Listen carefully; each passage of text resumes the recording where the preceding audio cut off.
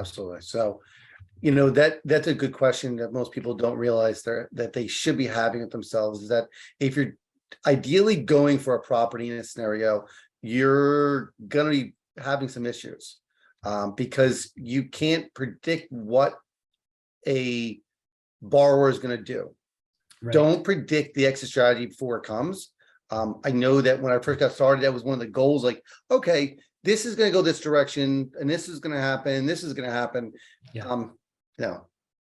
And that's the thing, that you can have an idea of where you think it might go, or a most likely case scenario, but when you're dealing with borrowers, especially, man, people are unpredictable and they do all kinds of weird things that you would never think of. And so be prepared for it to go off the rails outside of whatever plan you had for it.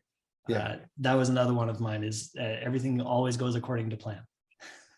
No, yes, not at all. We can all look at us and say, this is probably going to do X, Y, and Z. Yeah. And we have a good feeling, but I wouldn't count on your feeling as an investment. That's more of a gamble than investment. Right.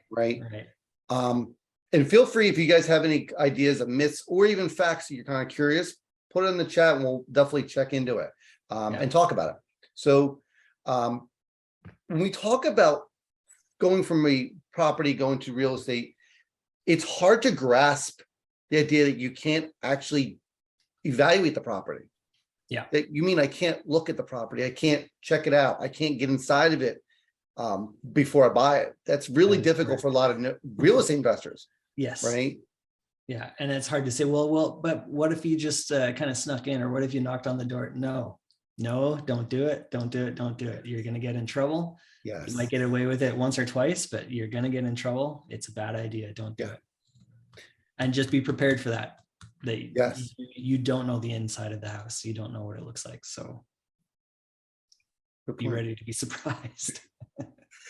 Yes. So and what I can say is, in all my years, and this is why I say, this is part of why I say you don't want the property. And I've been doing this a number of years now, since 2008. I could go back and look to be sure, but I think probably 90% or more of the time, if I've ever lost money on buying a mortgage note, which is not often, it doesn't happen very often, but if I ever do lose any money on it, or don't make a profit, let's put it that way, if I ever don't make a profit, it's when I take back the property. I don't know that I've ever not made a profit in any other scenario. We've never going to go weird or off, and the only scenario would go weird or off is if it goes to a foreclosure and you're really tight your numbers and you they file BK and they contest it and fight it.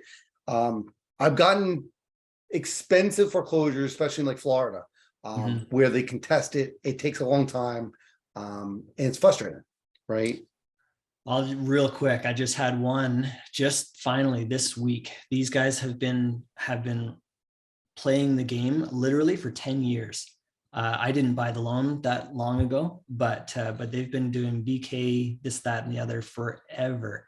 Finally, the judge last month got fed up and converted their bankruptcy. It was a Chapter 11, it was under their corporation. He converted it to a Chapter 7, and then just this week they contested that, and the judge confirmed, nope, it's going Chapter 7. Too bad, so sad. They were doing all kinds of really stupid things in their bankruptcy, and thank heavens we finally are able to prevail on that one. But holy smokes, that one has been one for the books. I'll write a book about that one day. That's nuts. So I'm curious, when people look at this stuff and they start looking at stuff like this, and we on our list, we're going to go jump around a little bit here. Don't predict the fact that the borrower, because it's vacant, that it's going to go one way or the other. Most people say, well, I only buy vacant, I only buy occupied. And one myth is the fact that, I think it's a myth, that just because it's occupied means that I'm going to get a reinstatement. Right. Or a modification. And it's a great win-win situation. For sure. And vice versa. Just because it's occupied doesn't necessarily mean that you're going to take back that property. I've had it where I thought it was vacant and surprise, surprise, no, it wasn't. And vice versa. I've had it the other way around where I thought it was occupied and then it was vacant. Yeah. So you gather the best intel you've got and then it goes whichever direction it's going to go. And it's really hard to predict. So with that said, I think what most people don't realize is occupied, unoccupied, they can move back in a home. Yeah. They can, maybe they died, maybe they moved, or there's so many scenarios there that occupied equals this and not occupied means that. Here's the problem with non-occupied. Is it habitable? Is it a good property? Or is it destroyed? Which we've run into many times in the background. Yeah. And is it occupied? Okay, great. Is it the owner occupying that? Is there a renter in there? Is it a squatter in there? So what does occupied mean? Just because you sent my Google's trying to talk to me. Just because it's occupied doesn't necessarily mean you're going to get a reinstatement. Like you say, Dave, like it could be occupied by somebody other than the owner. Maybe the owner, I had this where the owner passed away and then it was an heir living there. They didn't actually have the right to live there, but they just kind of moved in. So it was occupied, but not by the correct person. And I mean, you get all kinds of fun and interesting stories that happen. So you can't assume, I think that's the bottom line. You can't assume that it's just because of these factors in the beginning, you can't assume that it's going to end up in this situation. And I want to make sure people understand that is that don't predict anything before you get into it. That's a big myth. Yeah. Next was, you talk about foreclosing, you're going to do something when it happens, even if it's in foreclosure. Yeah. Don't predict the fact you're going to go to auction. Can't. Oh, good one.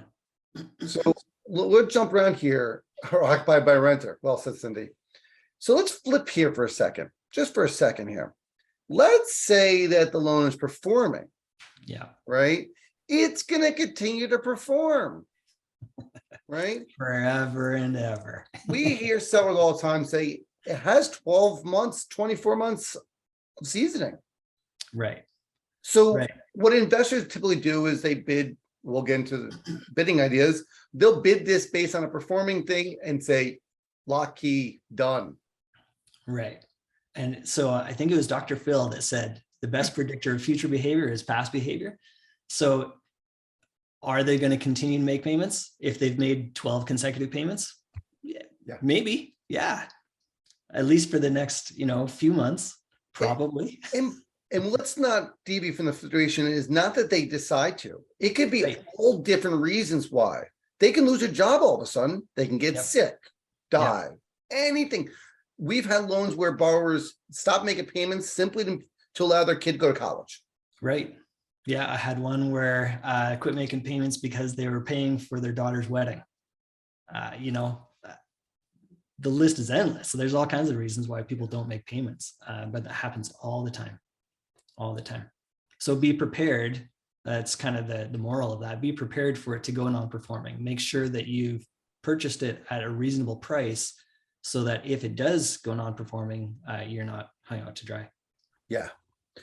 So looking at our list a little bit more to see what we got going on here.